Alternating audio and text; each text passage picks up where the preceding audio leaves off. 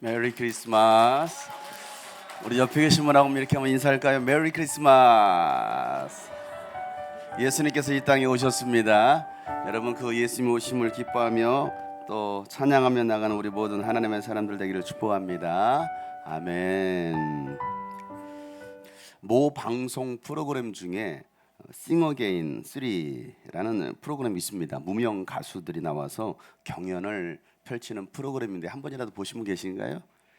굉장히 인기 있는 프로 중에 하나입니다. 한 달 전에 무명 가수 60호 가수가 나와서 부른 곡이 있어요. 백만송이 장미라는 이 곡 불렀어요. 이 곡은요 1997년 심수봉이 발표한 곡입니다. 심수봉은요 독실한 불교 신자였습니다. 아주 어릴 때 엄마가 이혼하면서 또 그리고 엄마가 이단에 빠졌습니다. 이단에 빠져서 교회는 다 이상한 곳이구나라고 어릴 때부터 생각했습니다. 그래서 인생의 참된 의미를 찾다가 뭘 발견하냐면 불경을 발견합니다. 절에서 보는 이 불경을 읽으면서 불자가 돼요. 야, 이곳에 진리가 있다. 심수봉은요 태어난 지 얼마 되지 않아서 아빠도 이제 돌아가시고 그래서 고아원에 버려질 뻔했습니다. 어릴 때부터 많은 인생의 역경을 겪어야 됐습니다. 그래서 근데 심수봉은 어릴 때부터 노래 하나는 끝내주게 잘했어요. 그래서 이 심수봉의 이 노래의 실력을 알았던 박정희 대통령의 비서실장이 1975년 대통령 만찬에 이 심수봉을 불러서 노래를 부르게 합니다. 그러던 중에 1978년도 MBC 대학가요제에 참가해서 직접 작사 작곡한 그때 그 사람이란 노래를 직접 피아노를 치면서 불러요. 그런데 수상은 하지 못했어요. 수상하지 못한 이유가 왜 수상하지 못했느냐? 너무 프로스럽다라는 거예요. 너무 노래를 잘 부르기 때문에 수상하지 못합니다. 그런데 수상은 하지 못했지만 그때 그 사람 그 곡이 뜬 거예요. 그래서 그 다음 해에 1978년도에 MBC 10대 가수상을 탑니다. 가수로 수상도 못했는데 그냥 온 국민이 그때 그 사람 하면서 다 부르고 다니는 거예요. 그래가지고 그 다음에 10대 가수상을 타게 되고요. 그렇게 인기를 누리고 있을 때에 심수봉은 1978년 10월 26일 박정희 대통령이 부른 그 술자리에 불려가게 됩니다. 그래서 그곳에서 노래를 부르다가 김재규가 박정희 대통령을 총으로 쏘아서 암살을 합니다. 다 그곳에 있었나 봐요. 총을 빵 쏘면서 심수봉은요 그 자리에 있었다라는 이유로 전두환을 중심으로 한 합동수사본부에서 조사를 받습니다. 그런데 무혐의로 풀려나게 됩니다. 하지만 그 뒤로 심수봉은요 더 이상 가수 활동, 방송 활동을 할 수 없게 됩니다. 그리고 20대 나이에 정신병원에 강제로 입원당합니다. 누가 그렇게 했을까요? 전두광이 했겠죠. 그렇게 해서 정신병원에 강제로 입원을 해야 하는 그냥 수감되는 거죠. 어떻게 보면 미친 여자라는 거예요. 그래서 정말 어릴 때부터 그런 고통을 20대 그런 고통을 겪어야 됐습니다. 요즘 인기 있는 극장에 서울의 봄이라는 영화가 있어요. 혹시 보신 분 계신가요? 서울의 봄? 2,000명이 보셨군요. 아이고. 이 서울의 봄이라는 이 영화는요. 이 박정희 대통령의 서거 이후에 보안사령관이었던 전두환이 12.12 사태죠. 12월 12일 날 반란을 일으키고 군사 쿠데타를 일으킨 사건을 그리고 있는 영화가 바로 그 영화예요. 자, 어릴 적부터 이혼으로 아버지의 사랑을 받지 못했던 심수봉은요 지방업소에 가가지고 지방업소 사장을 만납니다. 그래서 그 사장과 결혼을 해요. 그런데 그 결혼도 실패합니다. 그래서 1984년 방송활동이 또 금지했던 그 방송활동 금지가 풀려요. 84년에 풀려서 활동을 시작하면서 그때 불렀던 노래가 뭐냐면 남자는 배, 여자는 항구 이런 노래를 불러요. 그 노래도 데이트를 칩니다. 그러니까 심수봉이 나왔다면 데이트를 치는 거예요. 그리고 그 다음 해 첫 아이, 이혼하고 난 그 첫 아이를 낳고서 그 아이를 보면서 이 아이가 이 대한민국에 사는 게 과연 행복할까? 왜? 자신이 그런 역사의 한 가운데 있었잖아요. 그러면서 정말 이 아이가 대한민국에서 홀로 아빠도 없이 태어난 이 아이 행복할까 하면서 그 아이를 생각하면서 만든 곡이 무궁화라는 노래예요. 무궁화. 그 노래를 발표합니다. 그리고 발표한 지 하루 만에 국민을 선동한다라는 말도 안 되는 이유로 금지곡이 됩니다. 이게 다 국가가 한 거예요. 전두환이 그렇게 다 하게 합니다. 자, 세상에 이런 불운의 가수가 어디 있어요? 정말 잘 부르고 노래 잘 부르고 잘하는, 뭘 해도 안 되는 그런 인생에 이복 언니가 찾아와서 야, 그러지 말고 예수님 믿어봐. 그러면서 전도하기 시작해요. 예수를 믿으라는 거예요. 예수님은 인간의 죄와 저주를 대신 담당하시기 위해서 이 땅에 오신 분이라는 겁니다. 예수를 믿으면 불행한 인생이 행복해질 수 있다는 거예요. 그 언니의 전도를 받습니다. 심수봉은요, 그때까지도 불교에 심취해 있었습니다. 그래서 불경을 진리라고 생각하고 탐독을 했는데 인생의 그 고통의 문제가 해결되지 않는 거예요. 그러면서 언니가 전했던 그 예수님, 그래? 예수를 믿으면 운명이 바뀐다고 그 언니의 말을 듣고 그 전도를 받아서 1985년 강남중앙침례교회를 나가면서 예수를 믿게 됩니다. 강남중앙침례교회는 우리와 같은 교단이죠. 예수를 믿고 나니까요, 왜 인생에 고통이 찾아왔는지, 왜 참 행복을 누릴 수 없었던지를 그제서야 깨닫게 됩니다. 그리고 하나님의 사랑이 변하지 않는 참 사랑이라는 것을 깨닫게 됩니다. 하나님이 죄인인 인간을 사랑하셔서 2000년 전 이 땅에 아들 예수 그리스도를 보내시고 아들을 십자가에 죽이셔서 죄인들을 구원하신 그 하나님의 사랑을 깨닫고 나니까 심수모 너무 행복한 거예요. 너무 감사했습니다. 아, 이 세상에 이런 사랑이 어디 있어? 자신은 그런 사랑도 받아본 적이 없었어요.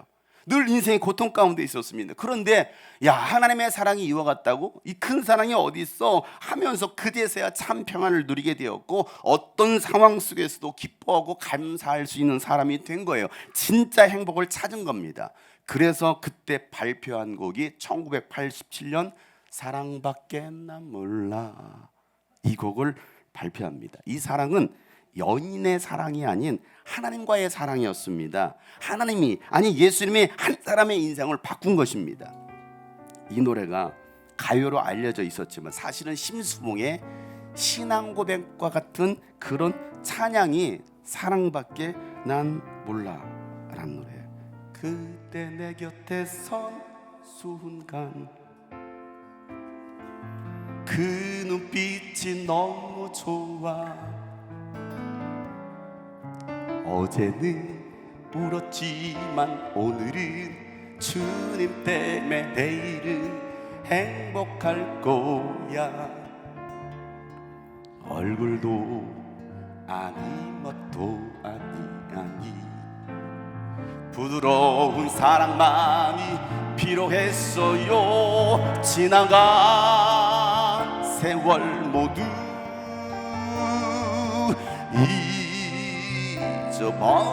잊어버리게. 당신 없인 아무것도 이제 할 수 없어. 주님밖에 난 몰라. 무심히 버려진 날 위해 울어주던 단 한 사람, 그분이 바로 예수님이었거든요. 커다란 어깨 위에 기대고 싶은 꿈을 주님이 깨지 말아요. 이 날을 언제나 기다렸어. 서러운 세월만큼 안아주세요. 그리운 바람처럼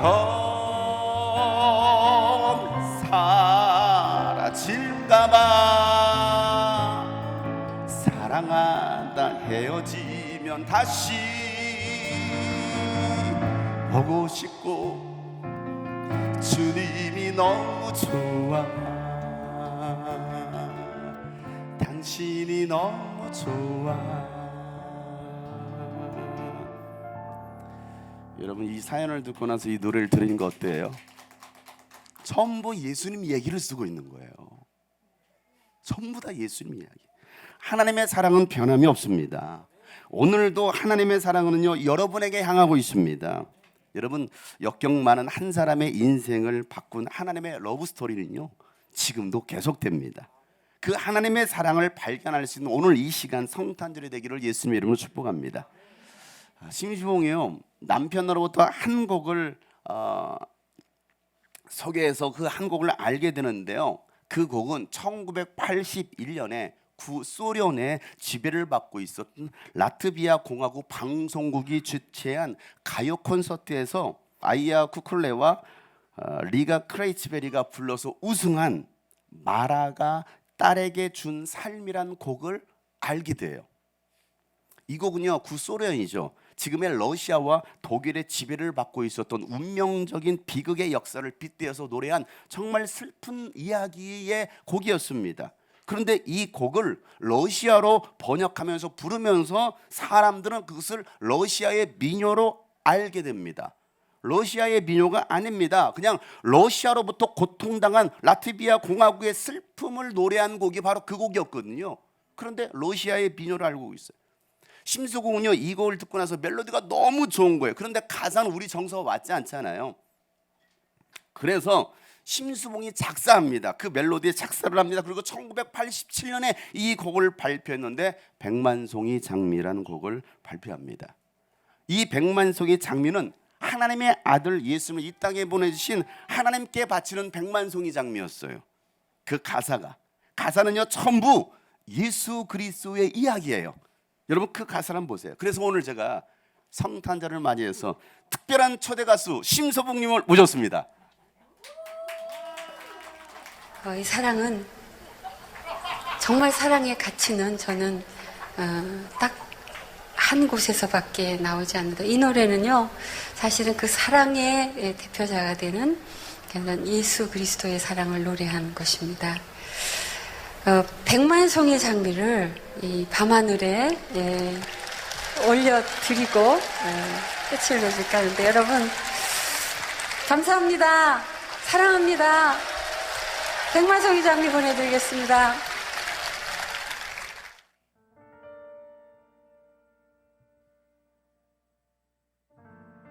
먼 옛날 어느 별에서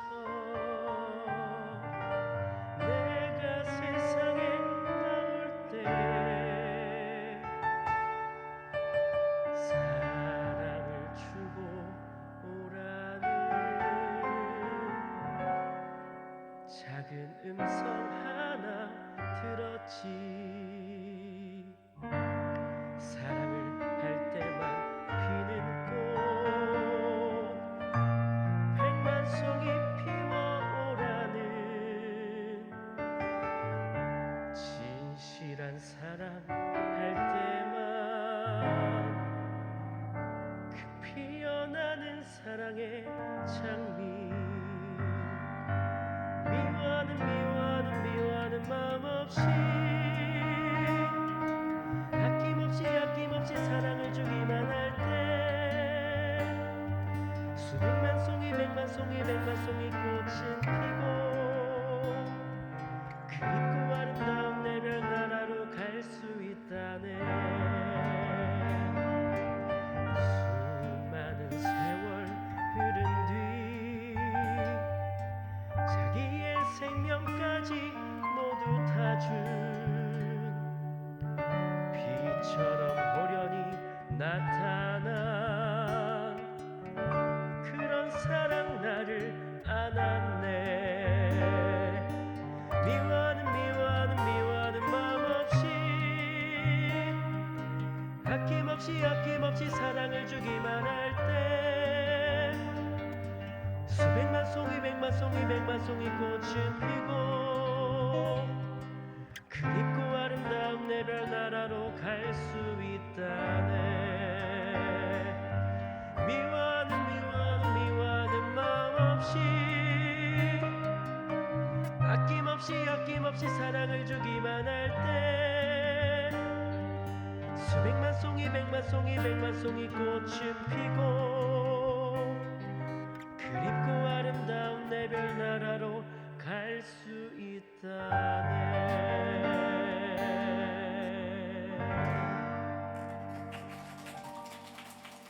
한 사람의 인생을 완전히 변화시킨 사랑의 이야기. 이 이야기는요, 길게는 지금으로부터 약 6,000년 전부터 시작되었습니다. 하나님께서 이 세상을 창조하실 때에 하나님을 떠난 이 인간을 구원하시는 하나님의 계획을 성경은 기록하고 있습니다. 창세기 3장 15절 말씀에 내가 너로 여자와 원수가 되게 하고 너의 자손을 여자의 자손과 원수가 되게 하겠다. 여자의 자손은 너의 머리를 상하게 하고 너는 여자의 자손의 발꿈치를 상하게 할 것이다 라고 성경에 기록되어 있어요. 이 말씀은요, 메시아가 오셔서 인간을 타락시키고 죄와 저주로 고통당하게 하는 사탄을 멸하시고 인간을 구원하시겠다라는 하나님의 약속이었어요. 그런데 이 성경은 BC 1500년경 모세가 기록했습니다. 다시 말해서 예수님께서 태어나시기 전 1500년 전 사람이 이 성경을 쓴 거예요. 예수님 오시기 1500년 전에 이런 성경을 썼어요. 이사야 선지자는요 BC 700년경 사람인데 그도 역시 오실 메시아 예수 그리스도의 탄생을 예언합니다. 이사야서 7장 14절 보시면 그러므로 주님께서 친히 다윗 왕실에 한 징조를 주실 것입니다. 보십시오. 처녀가 잉태하여 아들을 낳을 것이며 라고 말합니다. 어떻게 처녀가 잉태합니까? 결혼도 안 했는데. 근데 처녀가 잉태하여 아들을 낳을 것이며 그가 그의 이름을 임마누엘이라고 할 것입니다 라고 말하고 있어요. 특별히 이사야 선지자는요 예수님이 어떤 모습으로 이 땅에 오시고 또 어떤 고난과 죽음을 겪게 될 것인지에 대해서도 아주 자세하게 기록하고 있어요. 이사야서 53장에 보면 예수님 오시기 전 700년 전에 이런 사람이 올 건데 이 사람은 이런 일이 일어날 거야 라고 성경에 이렇게 쓰고 있습니다. 우리가 들은 것을 누가 믿었느냐? 주의 능력이 누구에게 나타났냐? 그는 주님 앞에서 마치 연한 순과 같이 마른 땅에서 나온 싹과 같이 자라서 그에게는 고운 모양도 없고 훌륭한 풍채도 없으니 우리가 보기에 흠모할 만한 아름다운 모습이 없다. 우리가 생각하는 예수님은 굉장히 잘생기고 파란 눈동자에 이렇게 생각하십니까? 아니요, 전혀 그렇지 않아요. 흠모할 만한 것이 잘생긴 구적도 없고 누가 봐도 저 사람 왜 저렇게 생겼어? 오징어야? 이렇게 생각할 정도로 예수님은 그런 모습이라는 겁니다. 그는 사람들에게 멸시를 받고 버림을 받고 고통을 많이 겪었는데 그는 언제나 병을 앓고 있었다는 겁니다. 사람들이 그에게 얼굴을 돌렸고 그가 멸시를 받으니 우리도 덩달아 그를 귀하게 여기지 않다라는 겁니다. 막 예수를 욕하고 비난하는 사람들이 있다는 겁니다. 그는 실로 우리가 겪어야 될 고통을 대신 받고 우리가 겪어야 될 슬픔을 예수님이 대신 겪고 그러나 우리는 그가 징벌을 받아서 하나님께 맞고 고난을 받는다라고 생각한다는 겁니다. 그러나 그가 예수께서 찔린 것은 우리의 허물 때문이고 예수님께서 상처를 받은 것도 우리의 악함 때문이고 예수님이 징계를 받음으로써 우리가 평화를 누리고 예수님이 채찍을 맞음으로 우리의 병이 나았다라는 겁니다. 우리는 모두 양처럼 길을 잃고 각기 제 길로 흩어졌으나 주님께서는 우리의 모든 죄악을 예수님께 지우셨다. 예수님은 굴욕을 당하고 고문을 당하였으나 아무 말도 하지 않습니다. 예수님 어떤 변명 대꾸도 하지 않아요. 마치 도살장으로 끌려가는 마치 어린 양처럼 마치 털 깎는 사람들 앞에서 잠잠한 암양처럼 끌려가기만 할 뿐 아무 말 하지 않는다는 겁니다. 예수님이 실제로 그랬거든요. 성경도 다 그걸 기록하고 있습니다. 그가 체포되어서 유죄 판결을 받습니다. 사형 선고를 받죠. 그 세대 사람들 가운데 어느 누가 그가 사람 사는 땅에서 격리된 것을 보고서 그것이 바로 형벌을 받아야 될 내 백성의 허물 때문이라고 생각하는 사람은 아무도 없다는 겁니다. 죄 없으신 분이 그렇게 죽임을 당하는 것에서 아무 말 하지 않아요. 그는 폭력을 휘두르지도 않습니다. 거짓말도 하지 않았지만 사람들은 그에게 악한 사람들과 함께 묻힐 무덤을 주었고 죽어서 부자와 함께 들어가게 하였다라 말하고 있습니다. 예수님이 실제로 죽은 다음에 부자 요셉의 무덤에 들어가거든요. 이 성경대로 여러분 이사야는요 언제 메시아가 오실지 오셔서 이런 고난을 당하고 죽게 될 것인지를 모르지만 이 성경을 700년 전에 썼어요. 700년 전에. 그 비슷한 시대에 활동했던 미가 선지자라는 사람이 있습니다. 그는 뭐라고 또 쓰고 있느냐면 베들레헴에 메시아가 태어날 거야 라고 그는 또 쓰고 있습니다. 자, 미가서 5장 2절에요. 그러나 너 베들레헴 에브라다야 너는 유다의 여러 족속 가운데 작은 족속이지만 이스라엘을 다스릴 자가 내게서 내게로 나올 것이다. 그의 기원은 아득한 옛날 태초에까지 거슬러 올라간다라고 말하고 있습니다. 이스라엘을 다스릴 자가 베들레헴에서 태어날 것이라는 거예요. 그것도 그 기원은 태초로 거슬러 올라간다는 것이죠. 다시 말해서 창세기 3장 천지 창조했을 때 그 태초에 예언하셨던 말씀이 이루어질 것이다라고 미가 선지자는 쓰고 있어요. 그리고 약 700년 후 그런 글을 쓰고 난 다음에 700년 후 진짜 예수님이 성경의 예언대로 이 땅의 역사 속에 오신 거예요. 인류 역사 속에 오신 겁니다. 마태복음 1장 23절에 보면 보아라 동정녀가 잉태하여 아들을 낳을 것이니 그의 이름을 임마누엘이라고 할 것이다 하신 말씀을 이루러 가신 것이다. 임마누엘은 번역하면 하나님이 우리와 함께 계신다라는 겁니다. 여러분 생각해 보세요. 누군가가 앞으로 이런 일이 일어날까 하면서 막 쓰는 거야. 제가 만약에 우리 경로당 어르신 경로당 가가지고 여러분 5년 뒤에 제가 회장이 될 겁니다 하면서 막 뭔가 막 쓰는 거예요. 앞으로 일어날 일을 막 제가 쓰고 있어요. 사람들은 에이 이게 뭐야 이게, 이런 일이 무슨 이런 일이 일어날 수 있어? 말도 안 되는 소리 하고 있네. 할 수 있어요. 그런데 진짜 5년 뒤에 제가 회장이 되고 또 뭔가 내가 썼던 것들이 다 이루어진다고 생각해 보세요. 5년 뒤에 신기하네. 어쩌다 맞았나 보지. 그런데 이게 700년 뒤에 동일하게 똑같은 일이 일어난 거예요. 그것도 한두 사람 이런 걸 쓴 게 아니에요. 여러 사람이 하나님의 계시를 받은 사람 여러 사람이 이런 일을 썼는데 진짜 역사 속에 지금으로부터 2000년 전에 이 성경에 예언된 대로 그대로 이루어진 거예요. 마태복음 2장 1절에 보면 역사성을 증거하기 위해서 성경은 헤롯 왕 때에 이렇게 말합니다. 헤롯 왕 때, 헤롯 왕은요 BC 3세기 사람입니다. 3세기 4세기경이거든요. 그러니까 저거 300~400년 전. 보세요. 헤롯 왕 때에 예수께서 유대 베들레헴에서 나셨다라고 성경 기록합니다. 그런데 동방으로부터 박사들이 예루살렘에 왔다 이렇게 쓰고 있어요. 여러분 하나님의 아들 예수님이 이 땅에 오신 것이 바로 복음입니다. 이걸 기록하고 있어 성경은요. 이 세상에 여러분 가장 기쁜 소식이 뭘까요 도대체? 이 세상에서 가장 기쁜 소식, 이 당시는 로마 시대잖아요. 예수님 당시는 로마 시대거든요. 역사 속에 여러분 로마 시대의 가장 큰 기쁜 소식을 복음, 헬라어로 유앙겔리온이라 말합니다. 유앙겔리온. 유라는 것은 좋은 것이고요. 앙겔리온이라는 것은요 좋은 소식을 전하는 사람의 어떤 파생된 단어가 바로 유앙겔리온입니다. 이걸 복음이라고 했어요. 가장 기쁜 소식은 황제가 온다라는 소식이 가장 기쁜 거예요. 우리 이 금정이 이 군포에 황제가 온다라는, 로마 황제가 온다라는, 와 그분이 이곳에 오신다고 대단한 거예요. 왜?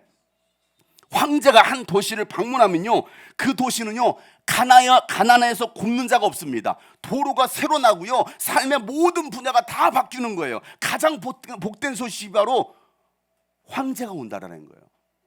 북한에서는요 김일성이 어느 마을을 방문한다, 그 마을이 완전히 바뀌어버립니다.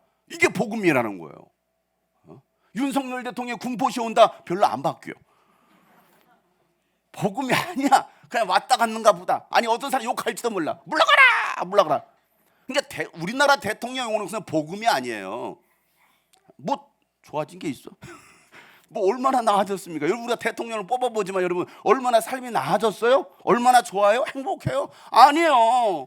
어떤 사람은 촛불 들고 나갈 것이고, 어떤 사람은 태극기 들고 나갈 것이고, 어떤 사람은 삽 들고 나갈 것이고, 몰라요.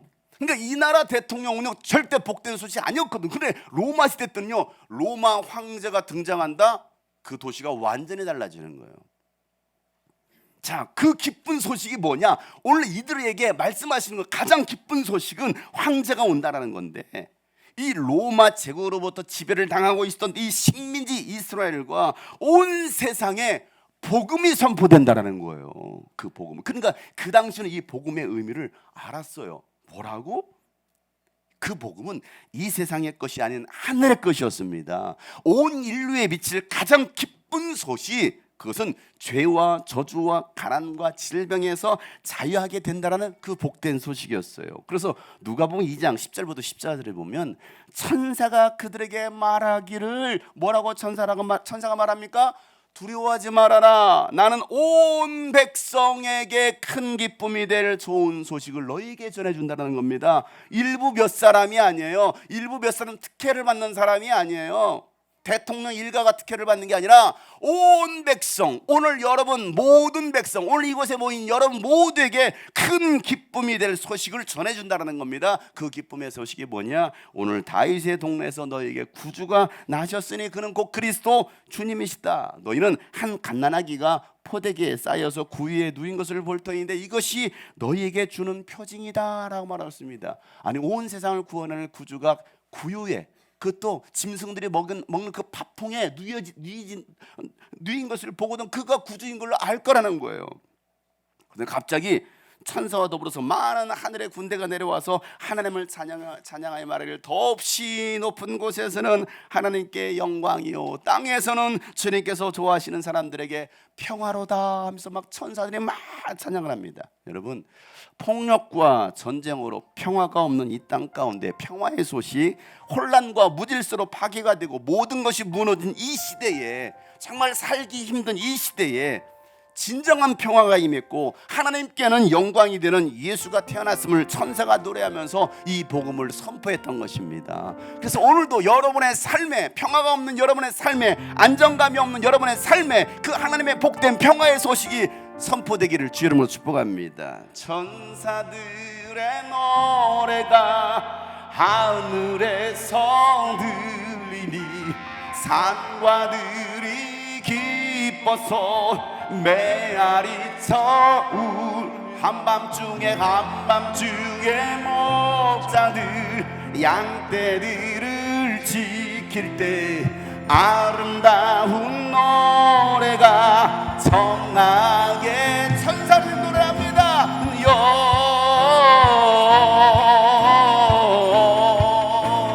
영광을 높이 계시 하나님께는 영광이요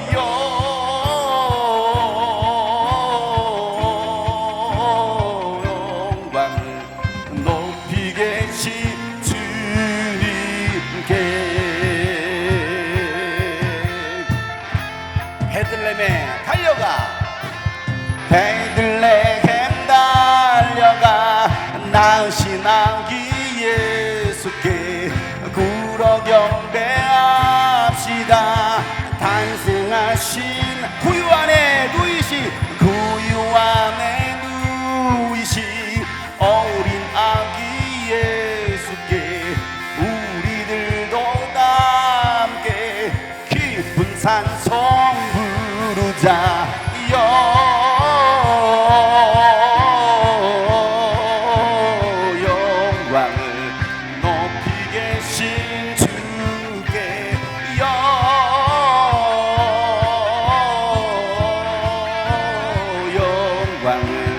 높이 계신 주 영광이요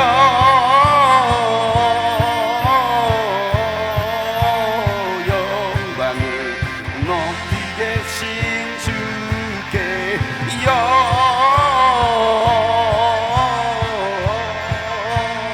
영광을 높이 계신 주님께. 메리 크리스마스. 하나님께는 영광이요 사람들에게는, 하나님께서 기뻐하시는 사람들에게는 평화가 임하였도다. 여러분, 이게 복음이에요. 복음. 우리 삶의 진짜 복음이 뭘까? 이 땅에서 잘 먹고 잘 사는 거요. 그래도 별로 행복감을 느끼지 못하는 사람들이 굉장히 많더라고요. 최고의 권력을 가진 사람들도 자살하잖아요. 최고의 경영이 CEO도 자살하잖아요. 거기에는 행복이 없다라는 거거든요. 돈이 많다고 여러분 평안하고 기쁜 게 아니에요. 돈이 좀 없어도 그냥 붕어빵 하나 사 먹어도 그게 행복한 거예요. 그게 행복한 거라고. 하나님은요, 인생의 고통을 겪지 말아야 될 인간이 고통당하는 것을 보시면서 안타까워하십니다. 더 거룩하고 세상의 빛과 소금으로 살아가야 될 기독교인들과 교회가 타락하고 무너진 것을 보시면서 하나님은 여전히 안타까워하십니다. 여러분, 기독교인들이 기독교인다워야 되는데 하나님의 능력을 상실하니까 세상 사람들로부터 개독교란 말을 듣습니다. 그리고 비난과 조롱의 대상이 되었어요. 왜 그 지경이 되었을까요? 예수님이 이 땅에 2000년 전에 오셔서 인간에게 참 자유와 행복을 주셨지만 오늘날 이 기독교인들의 삶을 보면, 교회를 다니는 사람들의 삶에 보면 예수님이 계시지 않는 것 같아요. 한국 교회를 봐도 얼마나 교회당 건물들이 많습니까? 의리의리하게 지어놓은 교회들도 얼마나 많습니까? 한국 교회를 봐도 예수님은 계시지 않는 것 같아요. 오늘도 곳곳에서 전 세계에서 모여서 하나님을 예배한다고 모이겠죠. 얼마나 수많은 사람이 모이겠습니까? 그런데 그런 교회를 봐도 예수님은 계시지 않는 것 같아요. 목사가 왕이 되어 있는 교회, 큰 소리치는 장로가 왕이 되어 있고 돈 많이 낸 사람들이 왕이 되어 있는 그런 현실을 보면서 과연 하나님은 뭐라고 생각하실까요? 예수님은 뭐라고 생각하실까요? 예수님은 초라하고 냄새나는 그 구유에 누이셨거든요. 여간방도 없어서. 그런데 오늘날 교회는 어떻습니까? 너무 화려해요. 교회가 너무 정치적이에요. 너무 종교적입니다. 예수는 계시지 않는 것 같아요. 그래서 예수님은요, 오늘도 이 마국간과 같은 교회를 찾아다니시는 거예요. 마국간과 같은, 연약하고 상하고 눈물 흘리고 갇히고 억압당하면서 가난한 사람들을 찾아다니시는 예수님, 그런 데가 어디 있을까? 그리고 그들에게 참 자유와 행복을 주시는 것이죠. 슬퍼하는 자들에게는 기쁨을 주시고 또 괴로워하는 자들에게는 찬송의 마음을 주시겠다는 겁니다. 술로, 쾌락으로, 돈으로, 권력으로, 우울증으로 고통당하는 이들을 찾아가 치유해 주시고 회복시켜 주셔서 이전에 경험하지 못한 그 행복을 느끼게 하시겠다는 겁니다. 이 세상에서 천국을 경험하게 하시는 거, 야, 이것이 천국이네, 야, 이게 진짜 행복이네. 그런 인생들은요, 뭐라고 고백하냐면 예수님 때문에 행복합니다 라고 말해요. 예수님이 오셔서 행복합니다 라고 말해요. 내 주머니에 돈이 많아져서 통장에, 아니 주석이 뻥 띄어서가 아니라 진짜 예수님이 오셔서 행복합니다 라고. 이사야서 61장에 보면 이런 말씀이 있어요. 주님께서 나에게 기름을 부으시니 주 하나님의 영이 나에게 마셨다. 주님께서 나를 보내셔서, 예수님을 보내셔서 가난한 사람들에게 기쁜 소식을 전하고, 가난하십니까?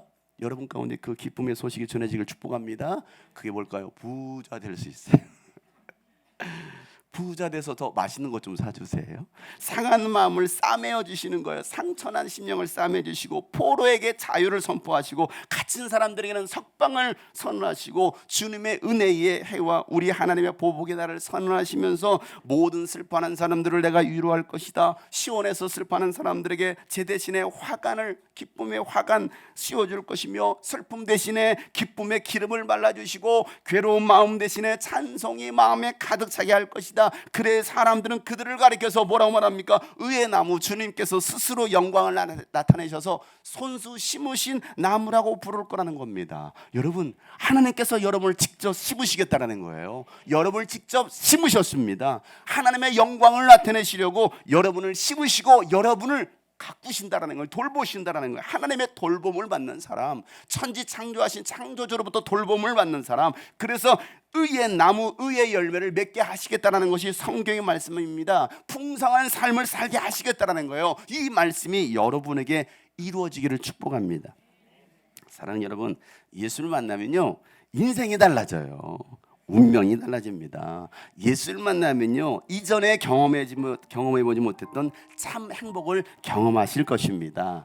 예수님께서 이 땅에 오신 날을 기념하는 이 성탄의 날에 그 행복을 찾는 여러분 되시기를 예수님의 이름으로 축복합니다. 심수봉의 이야기를 했어요. 한 인생이 예수를 만나고 나니까 이제서야 정말 행복감을 알게 되고 그의 인생이 완전히 변화된 이야기.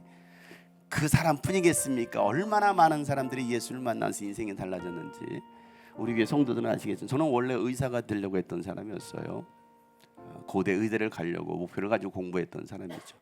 저희 큰형 서울대 나왔어요. 둘째 연세대 나왔어요. 저 고려대 가고 싶었습니다. 의사가 되고 싶었습니다. 그런데 제가 예수님 만난 거예요. 예수님 만나고 나니까 야, 세상에 의사 되는 것보다도 영적 의사가 돼야겠다. 화려하게 돈 많은 부자로 사는 것보다도 내가 비록 부족해도 복음을 전하는, 이 기쁜 복된 소식을 전하는 사람이 되야겠다 해서 저는 이 길을 지금 가고 있는 거예요. 사랑하는 여러분, 난 그래서 우리 어린아이들도 참 좋고 우리 어르신들도 좋고 우리 경당 어르신들은 더 좋고 좋죠, 그죠? 내 인생 최고의 선물, 나의 동반자. 내년에 또 같이 여행 가요? 또 여행 가요. 여러분, 진짜 행복이 뭘까? 그래서 저는 그 행복을 찾으니까 이 길을 가는 겁니다. 왜? 예수님이 오시니까 행복한 거예요. 이 성탄의 날에 여러분 마음에도 예수님이 찾아오기를 주의 이름으로 축복합니다. 그 맑고 환한 밤중에 오늘도 주님의 임하기를 소망합니다. 그 맑고 환한 밤중에 무천사 내려 그 손에 빗방 들고서 다 찬송하기를 평강의 왕이 오시니 다 평안하여라.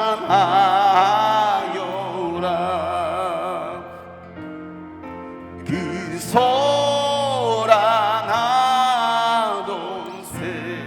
세상이 다 고요하도다.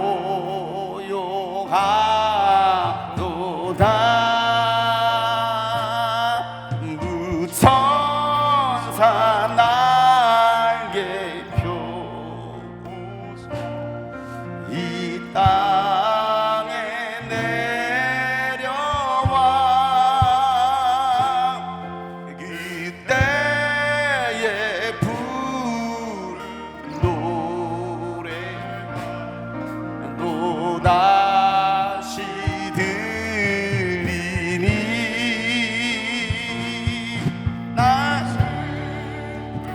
많은 세상에 큰 위로 넘치고 여러분 가운데 그 기쁨이 있기를 소망합니다.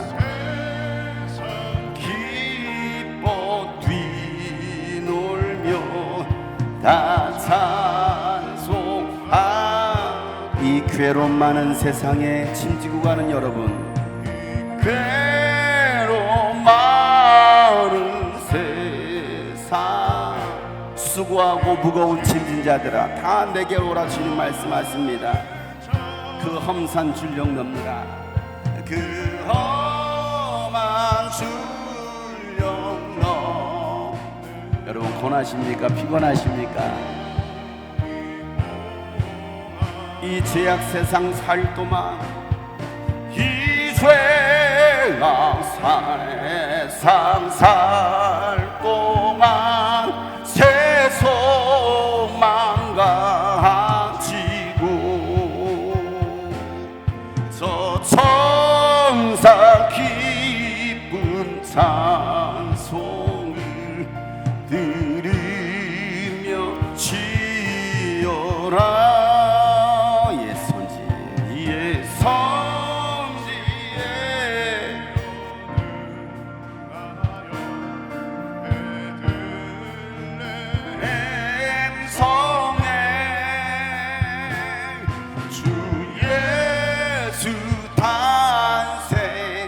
세상의 구주이십니다. 온 세상 구주라.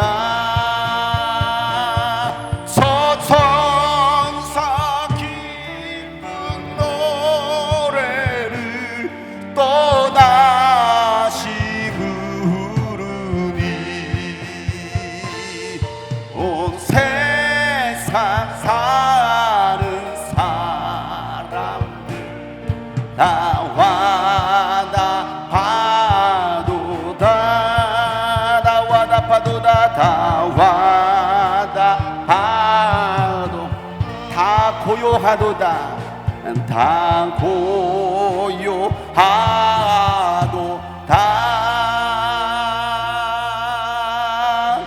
그 하나님께 주시는 그 위로와 평강이 오늘 예배 오신 여러분 모두에게 여러분의 삶의 가정에 있기를 축복합니다. 하나님 아버지 오늘 기쁜 성탄의 날에 함께한 모든 하나님의 사람들을 축복하여 주시고 저들의 가정에 하나님 평강과 하나님께 주시는 그 모든 행복으로 충만하도록 축복하여 주시옵소서. 이제는 우리 구주 예수 그리스도의 은혜와 하나님 아버지 놀랍고도 지극한 사랑과 성령님의 감화 감동의 동충만하심이 오늘 말씀처럼 이 땅에 오신 예수 그리스도로 말미암아 행복하고자 하는 소망하는 모든 하나님의 사람들 머리 위에 이제부터 영원토록 함께 하시기를 간절히 축복하며 기도하옵나이다. 아멘.